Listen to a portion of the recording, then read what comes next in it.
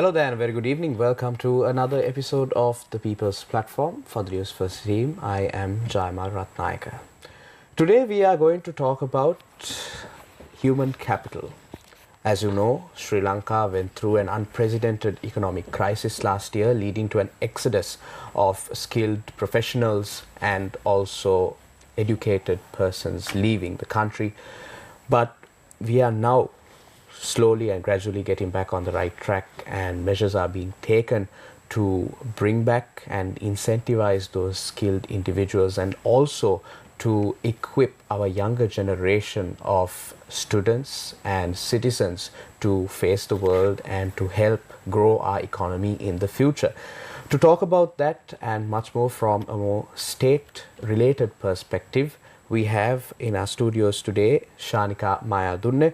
She is the Deputy Director at the Department of Manpower at the Ministry of Labour. Thank you very much, Shanika, for joining me this evening. Thank you for having me today on the show. Shanika, let's talk about the importance of human capital and what sort of a role the Manpower Department plays within the Ministry of Labour and the functions that it has fulfilled over the years, and also more importantly how you have responded to the current crisis and the massive gap that is being created by a lot of professionals leaving the country as of late.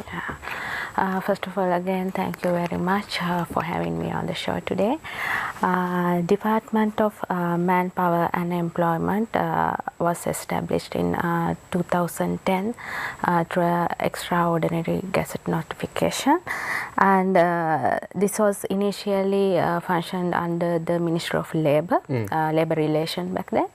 And the main objective of establishing such a department was to promote employment, employment planning, collection, analysis, and dissemination of labour market information, and carry out career guidance opportunities. Career guidance programs.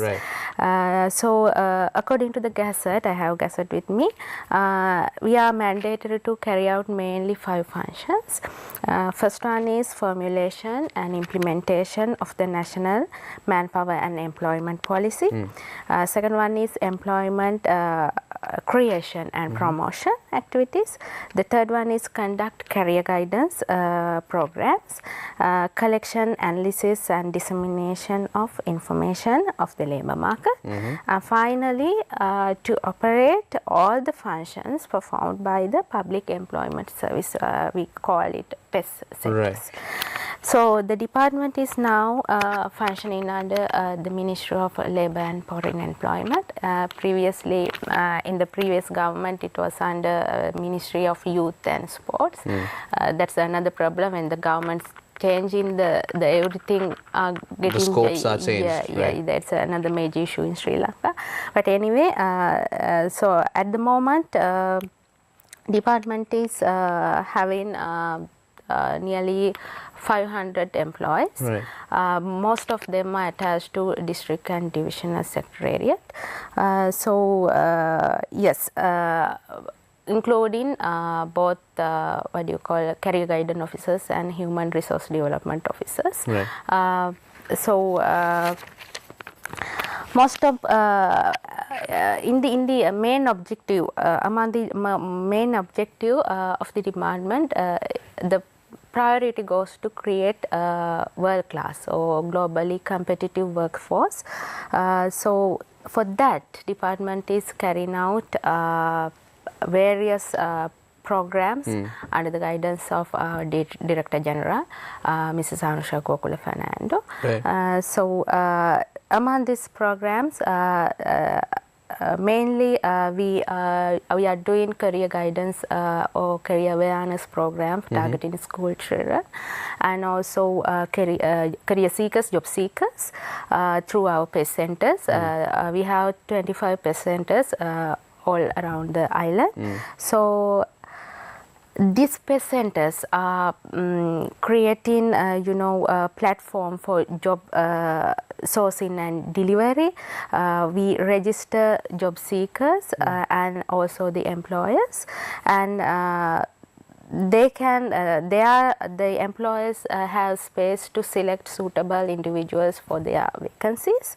So at the moment we are doing this manually, but we are also taking discussions with the Korean government to establish online, an automated system. An automated system. So if it is become a reality, we can deliver the service more effectively in the future. Okay.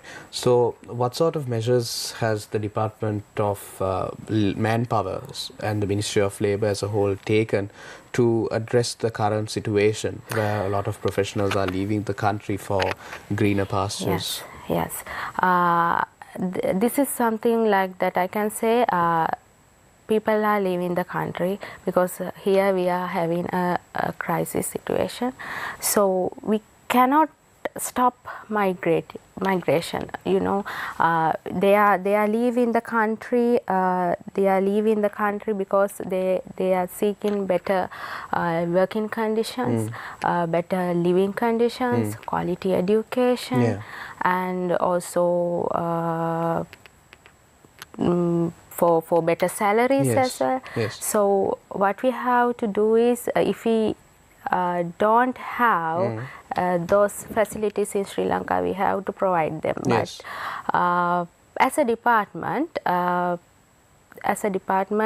you know that the circular is issued by the Public Administrative Ministry regarding that granting 5 years. Overseas work leave. Yes. So the initial proposal was prepared by the Department of Manpower. Right.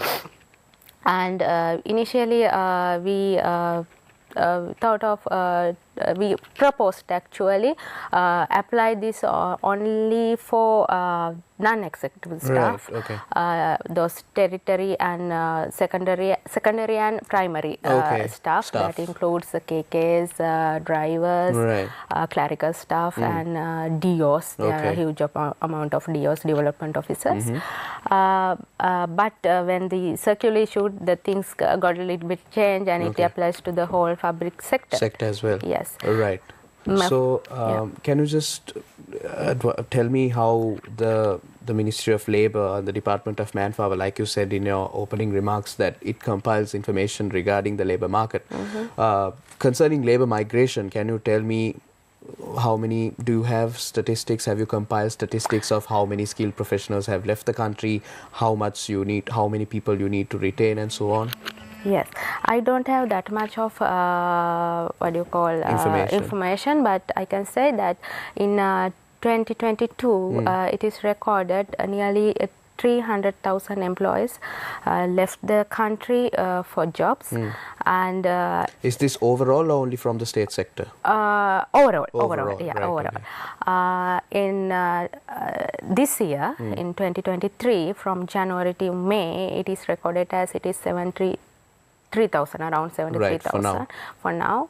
And recently I heard that GMOA stated that it is 477 doctors left the country for past 8 months.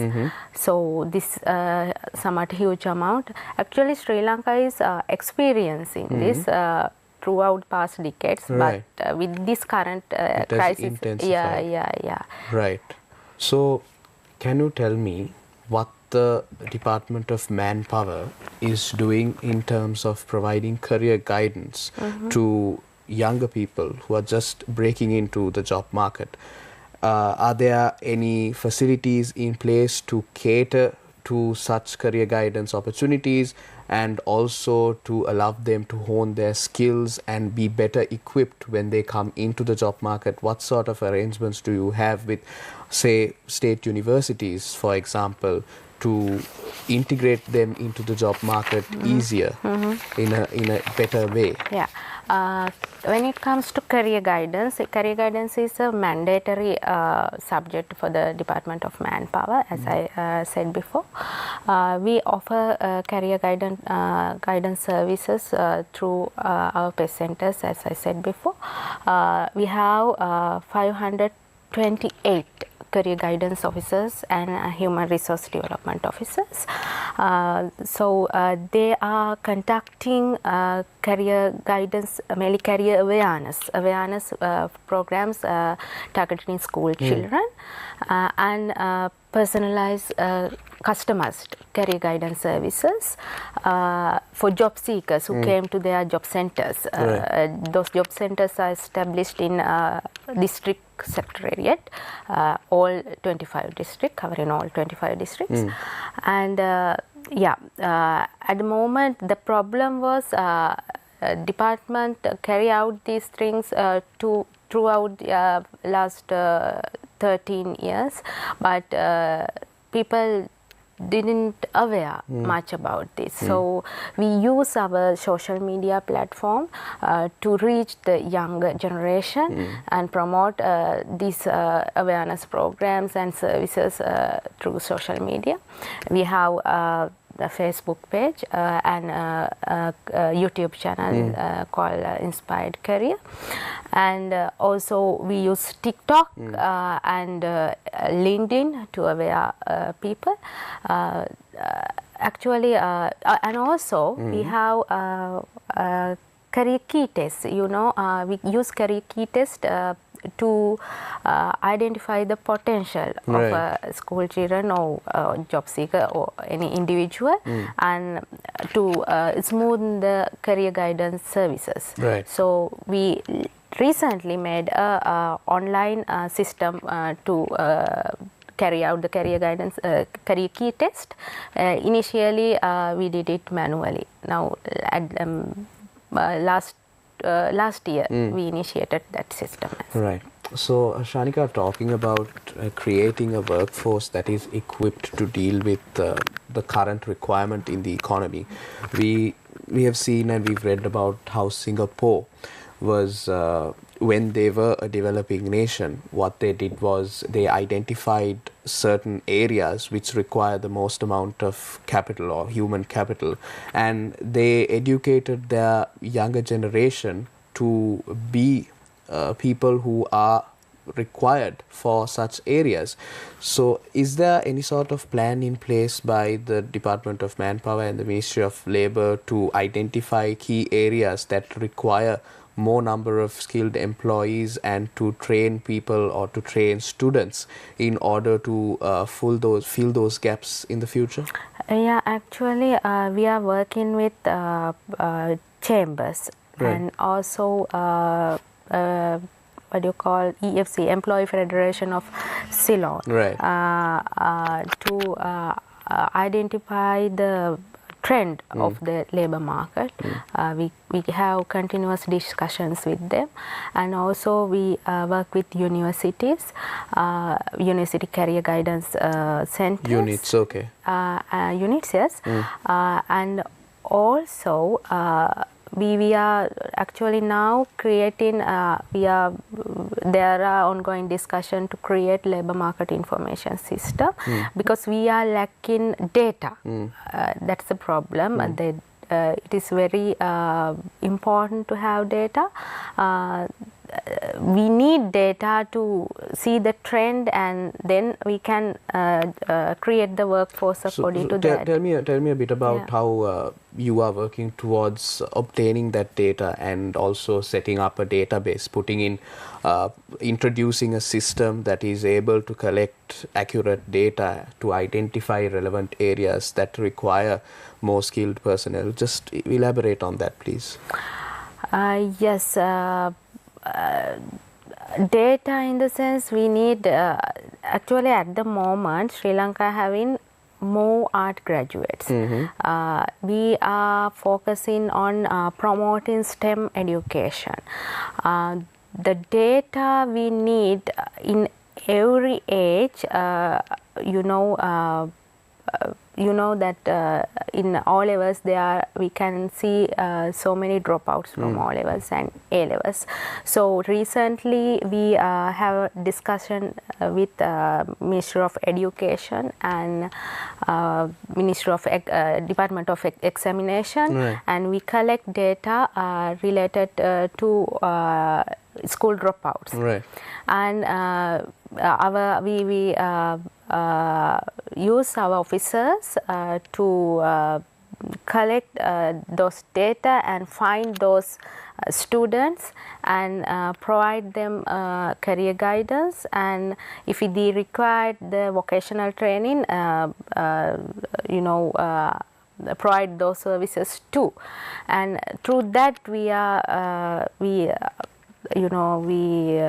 thought of reduce the unemployment and increase the employability of the country. Such kind of initiatives are taken.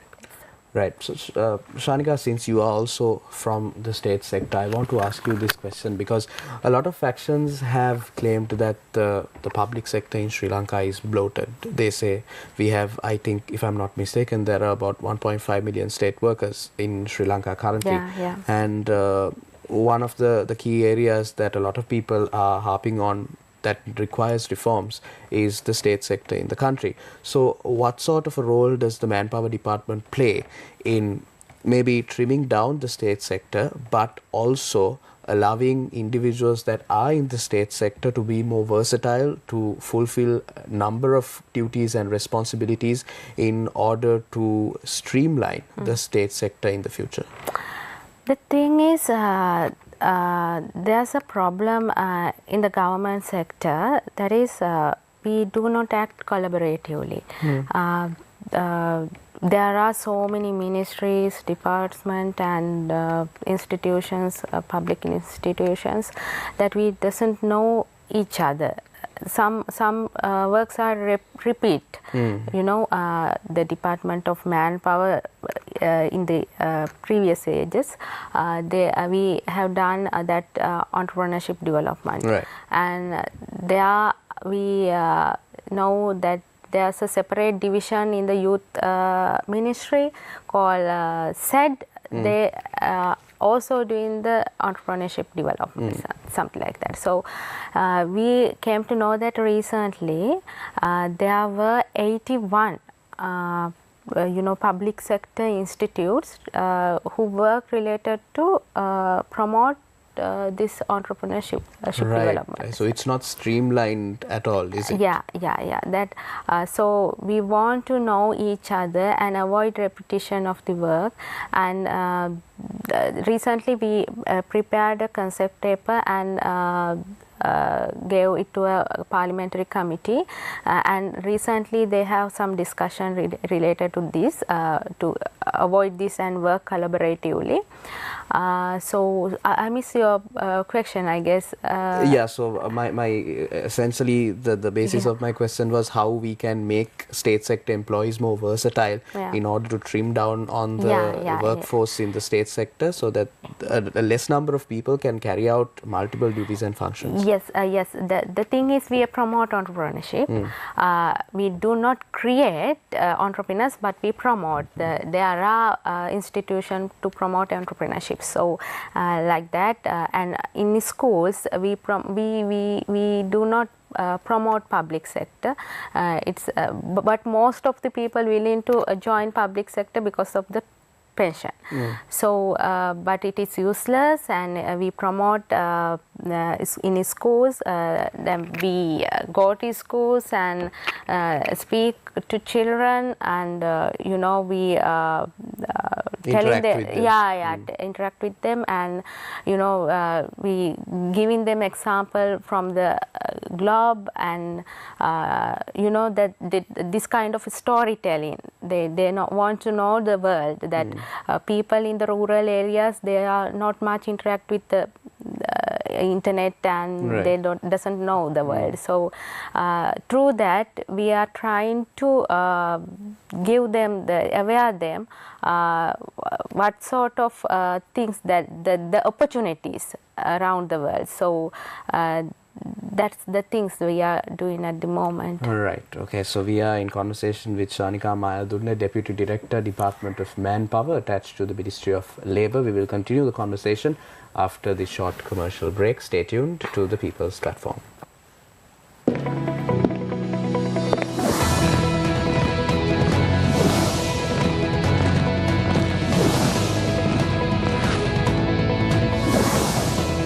There is now a greater need for companies to get closer to the customer. That Sri Lanka has not really expanded avenues of earning foreign exchange. Right. The global perspective and how traditionally value chains have been formed and designed. Our export strategy has always been out of sync with global trends. There are certain difficulties in Sri Lanka in terms of doing business. Commitment of a country to improve its own competitiveness.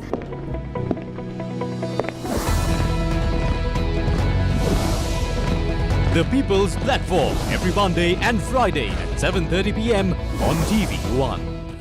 But our main grouse here is that this bill as it is being brought to suppress the people. After the recent Aragale, then after the IMF deal, now this government, especially the Ranil Wickremesinghe government, believe they want to curtail the democratic rights of the people. We are very suspicious as to why this particular bill has come up at this particular moment, the need for it, in what context this is being brought with such urgency.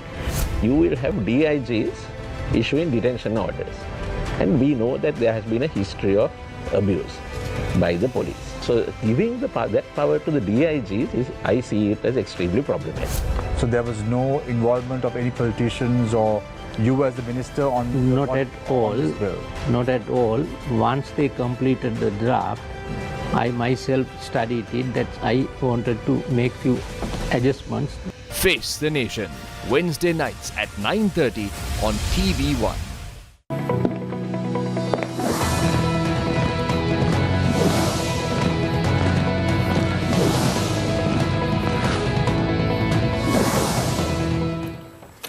Welcome back to the People's Platform. We are in conversation with Shanika Mayadunne, Deputy Director attached to the Department of Manpower at the Ministry of Labour. Shanika, right before we crossed over to the commercial break, we were talking about the public sector and how we can make it more efficient. I would like to delve deeper into that topic and ask you what sort of actions, what sort of measures can be taken for Sri Lanka's public sector to be made more efficient? There are, there now in the public sector there are 1.5 million employees. It's somewhat high, very much high. Recently, with various governments recruited people politically. Right. So initially we have taken steps through that public administrative circular by allowing them to take leave from the public sector and go for foreign jobs or whatever they like.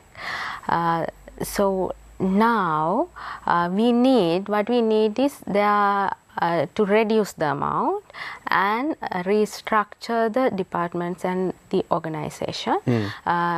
If we take the Department of Manpower, we have 600 plus employees. Right. So it is somewhat high. What we are thinking at the moment is it is better to attach them in the divisional and district level, and we actually at the head office we have more than 100 employees. It's not necessary that much. So if we take the Department of Manpower, it is an organization where develop policies. Right. So we need actually, for an example, we need some few executive staff, that's enough, statisticians to analyze labor market information and something like that. That means only 25 people are enough to carry out the function. So that is why we are thinking, and we are at the moment we are writing a concept paper regarding this. We have to reduce the employees, allowing them to join whatever they like, and we have a huge structural reform towards all the organizations. Right.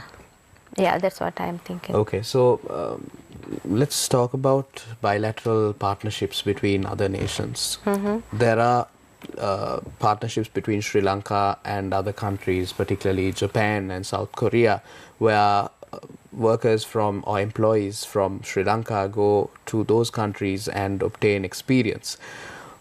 How has that progressed over the years? Have you all struck more deals for such agreements for our labor to be sent abroad, obtain experience and to bring them back in turn? What's the progress on that?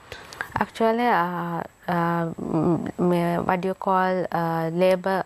Within the Labour Department, we are Department of Manpower is functioning, and also Foreign Employment Bureau. There's a Foreign Employment Bureau. So the Foreign Employment Bureau is the main body who engage in this.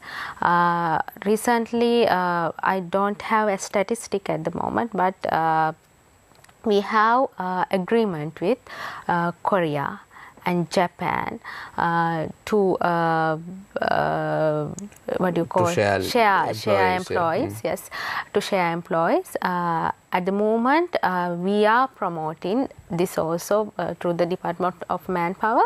The bureau conducting classes for Japanese language.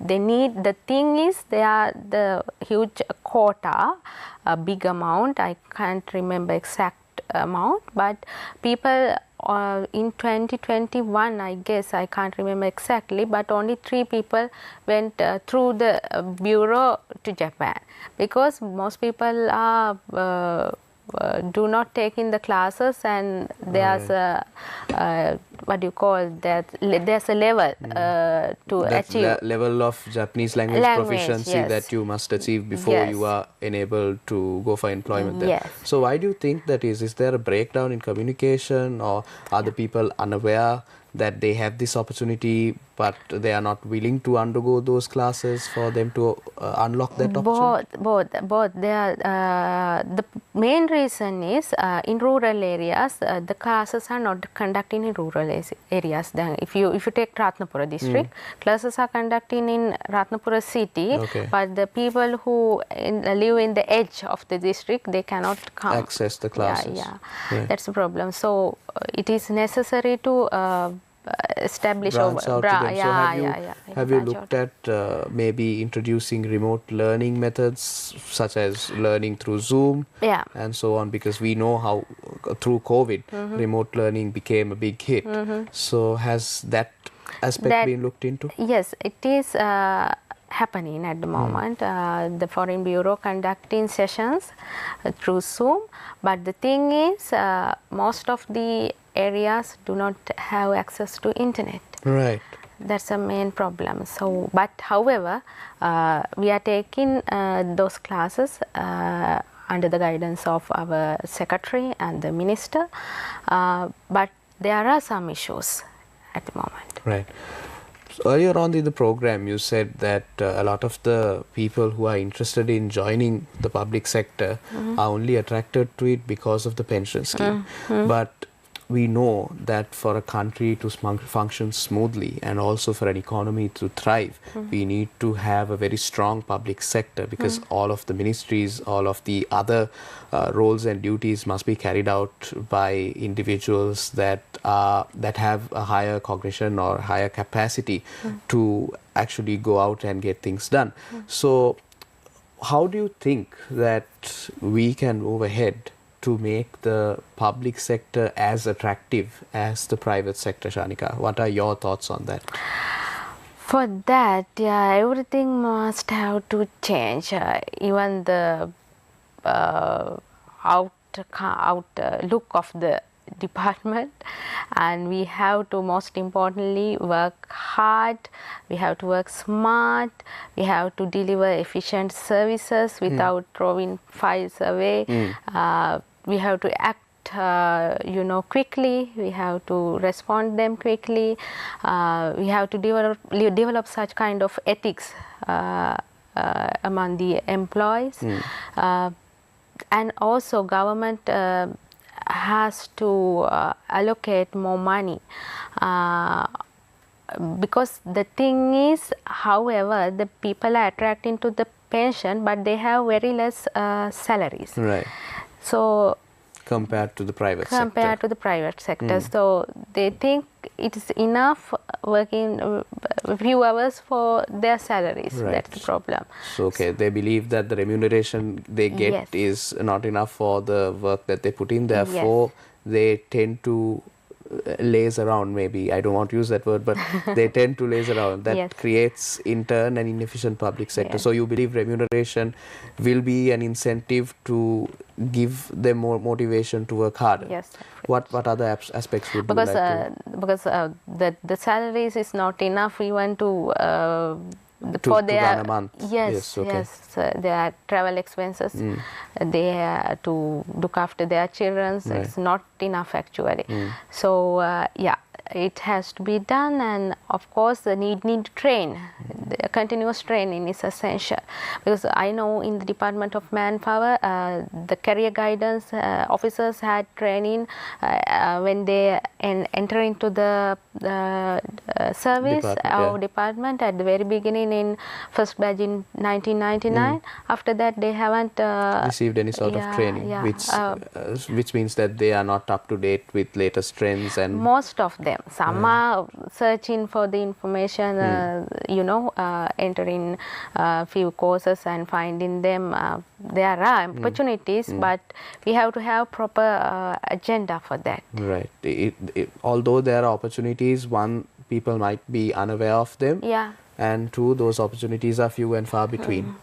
Right. We're unfortunately closing in on the end of the show, but I must ask you, Shanika, one last question before we wrap up. Performance indicators, they are a massive part of the private sector, which a company's employee is judged by for their performance. Has the public sector or the Ministry of Manpower, Labour and the Department of Manpower looked into introducing performance indicators to the public sector? Yeah. That's another point that I missed earlier. At the moment, the president from the president secretariat, they are developing the KPI for all the ministries in the country. So each ministry take KPIs, and from ministry they're given to the all the institutions under the ministry those KPIs. Then the department has to develop KPIs for their employees. That's what Manpower Department. So it's a work in progress. When do you assume the final plan will be rolled out? Maybe end of this year. End of this year. Right. We were in conversation with Shanika Mayadunne, Deputy Director, Department of Manpower, attached to the Ministry of Labour, especially in terms of the exodus of skilled professionals and labour migration as a whole in Sri Lanka. We talked about the solutions that we can adopt to retain our workforce, and also to make the public sector more efficient, and also to encourage more people to join the public sector, which is in turn made more efficient. Unfortunately, that brings us to the wrap of our show for tonight, and we will see you next week with another episode of the People's Platform. Take care and have yourselves a great weekend.